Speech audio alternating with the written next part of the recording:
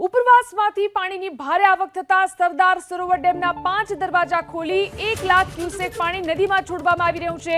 સરદાર સરોવર ડેમની જળ સપાટી 134.45 મીટર પર પહોંચી છે।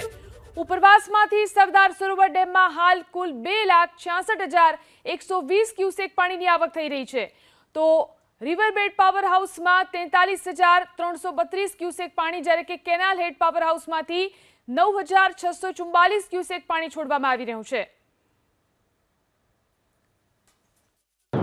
નર્મદા ડેમના ઉપરવાસમાં આવેલ જે મધ્યપ્રદેશના ડેમો છે, મધ્યપ્રદેશના ડેમોમાંથી 2.5 લાખ ક્યુસેક પાણી છોડાતાની સાથે નર્મદા ડેમની જળ સપાટીમાં ઉત્તરોત્તર વધારો થઈ રહ્યો છે।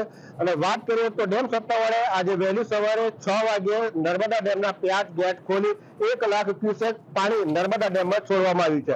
કનકસિંહ માતોડિયા, એબીપી અસ્મિતા, નર્મદા। ઉપરવાસમાંથી પાણીની ભારે આવક થતા સરદાર સરોવર ડેમના 5 દરવાજા ખોલી 1 લાખ ક્યુસેક પાણી નદીમાં છોડવામાં આવી રહ્યું છે। સરદાર સરોવર ડેમની જળ સપાટી 134.45 મીટર પર પહોંચી છે।